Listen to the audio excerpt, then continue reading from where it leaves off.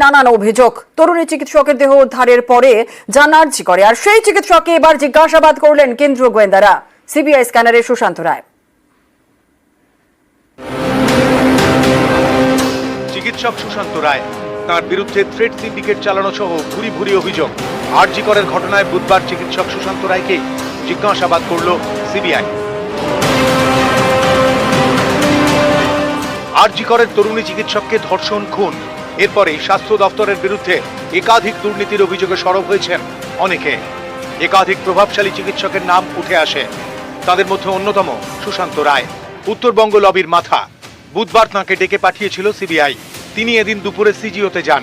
প্রায় 5 ঘন্টা পর সিজিও ছাড়েন। অভিযোগ, তরুণী চিকিৎসকের দেহ উদ্ধারের পর মেডিকেল কাউন্সিলের টিম নিয়ে আরজি করে যান সুশান্ত রায়। তার বিরুদ্ধে ক্রাইম সিন থেকে তথ্য প্রমাণ লোপাটের অভিযোগ উঠেছে। এসব বিষয়ে খোঁজ খবর নিতেই এদিন সিবিআই সুশান্তকে তলব করে। কেন্দ্রীয় এজেন্সি তাকে প্রশ্ন করে, দেহ উদ্ধারের দিন কেন গিয়েছিলেন আরজি করে? কেন মেডিকেল কাউন্সিলের টিম নিয়ে গিয়েছিলেন? সেমিনার হলে কি করছিলেন? কতক্ষণ ছিলেন? এই সুশান্তই আরজি করে যাওয়ার প্রসঙ্গে আগে মুখ খুলেছেন। 9 তারিখে মিটিং, আমাদের সাধারণত দুপুরবেলা 12টা থেকে 3টে, 3:30 পর্যন্ত মিটিং চলে। 9 তারিখেও ওরকম মিটিং চলছিল। মিটিং এর মধ্যেই খবর আছে পরের দিকে যে আরজি করে এরকম একটা মর্মান্তিক ঘটনা ঘটেছে। তো সেই সময়তেই মিটিং এর সিদ্ধান্ত হয়, তাহলে মেডিকেল কাউন্সিল থেকে একটা টিম আরজি করে যাবে। মেডিকেল কাউন্সিল থেকে যাবে এই কারণেই, যিনি মারা গেছেন বা সমস্ত চিকিৎসকরাই কিন্তু মেডিকেল কাউন্সিলে আওতাধীন, তাদের রেজিস্ট্রেশনটা মেডিকেল কাউন্সিল থেকেই হয়। আমাদের একটা নৈতিক দায়িত্ব, কর্তব্য মধ্যে পড়ে যায়। তো তখনই আমরা একটা ডিসিশনে যাব এবং অ্যারাউন্ড 4টে, 4:15 নাগাদ আমরা আরজি কর মেডিকেল কলেজে যাই। ইন্ডিয়ান মেডিকেল অ্যাসোসিয়েশন বা আইএম এর জলপাইগুড়ি শাখার সম্পাদক পদে ছিলেন সুশান্ত। আরজি কর কাণ্ডের পর তাঁকে সাসপেন্ড করেছে আইএমএ। অভিযোগ, তাঁর মদতেই আরজি করের প্রাক্তন অধ্যক্ষ সন্দীপ ঘোষের পাড় বাড়ন্ত।